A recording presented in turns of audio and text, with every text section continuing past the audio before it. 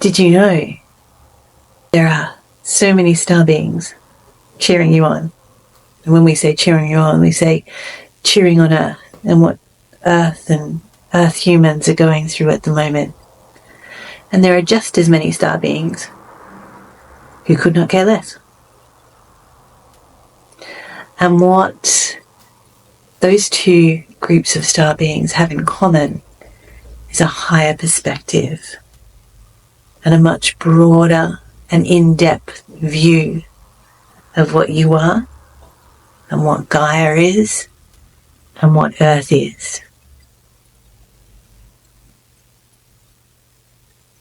To take from that is to understand that just because a star being doesn't care about your fate or Earth's fate doesn't make them bad. And a star being who is cheering you on, that doesn't make them good. At the end of the day, there is right action,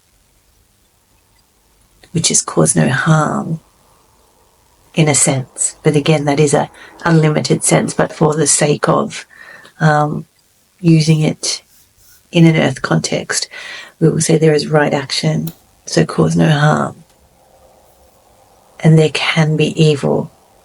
So Hathor has told me many times, there is right action and there is evil. Evil is not the right word, but for the sake of simplicity for Earth, we'll use the word evil. There is no good, nice. That is all fake and illusion.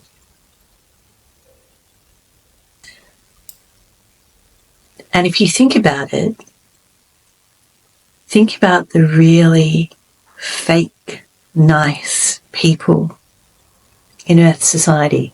Where do you find those people? On TV, movies, the psychopaths that we work with that we know are just, for want of a better word, evil, but are fake nice and fool a lot of people a lot of the time. The people that try and con people, groom people, what do they all practice? Fake nice. So if I'm not fake nice, if I'm just me, I might offend you. You might not like me, but you know who I am. I'm fake nice and play my little part, my little sheeple part of fake nice. You actually have no idea who I am. You have no idea what my intentions are unless you are awake and switched on and clued in and can see through the fake nice. And that's why fake nice is so abhorrent to a lot of spiritually awake and switched on people, because we see through it like that. And if nothing else, we must all realize now in that entertainment industry where we're pushed with the fake nice, both on screen and the characters that they get people to portray, but also this life that they paint of them outside of the screen, which is just total, even more fake than, the fictional characters that they play. And that has been ripped apart. Everyone can see through that now, that is just, wow. If you want to look for some fake nice holding evil, look to that industry and look what's being uncovered. And again, think to your own life. Think to your own life. Fake nice is never good. So a lot of what will be shared here and the Council of Fire and Light Beings, they are not fake nice. They're just going to tell it how it is. So if a star being comes on here who's on that council or who's not on that council, and wants to share. What I want to do here is honour that and let them speak, unless I get a sense of, no, I'm not going to let that being speak through me. Okay? But I will do my best to honour everyone's tales and what they have to share. But I want, as much as possible, because this is how we learn, is to not get into that earth sheeple judgment of, oh, they're good and they're bad and they're the good guys and they're the bad guys, because then, again, that is all nonsense as well too. You can look at certain people who represent certain countries and movements, religions, whatever, and say they are abhorrent, they are evil.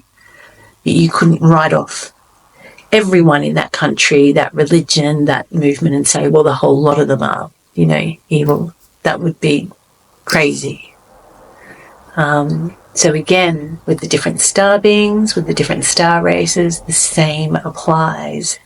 You might be hearing something from a star being, and that doesn't mean that that whole race of star beings agrees with that one person. There's a lot of, I saw something the other day, a creator going, all the star races think it's collective. What utter nonsense.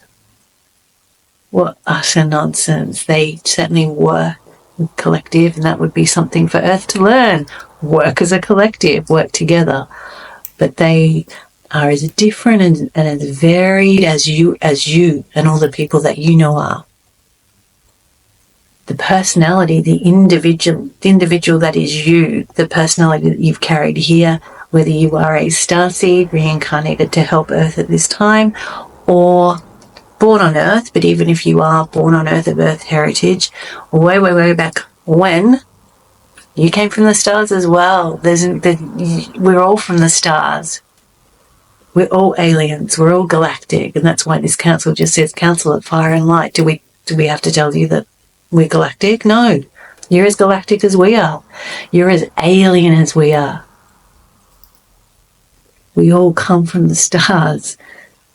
Earth is in the cosmos. There's this funny thing of like, oh, there's Earth, this planet floating around in the cosmos, and we're Earth, and everything else is galactic and the stars and aliens. Earth is all part of the same thing. So, and you all come from star races, star beings, and that is very mixed, okay? You don't just come from one star race. And the star beings themselves don't just come from, they aren't just one thing, but there are collectives of beings who may identify in certain, who may spend most of their time in certain systems and amongst certain others. There are certainly master seed races. The Anunnaki are one of the master seed races. So most of the star beings that you talk to at one stage were seeded by the Anunnaki or another race that is very similar to the Anunnaki. And I really hope to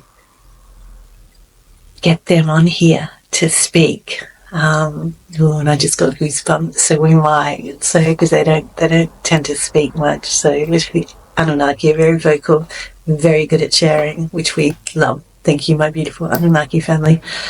But we're all mixed. We're all a mixture. So we're going to go into that a lot more too. I'm getting goosebumps, so I think we're going to have some very interesting visitors going forward. Ooh. Welcome.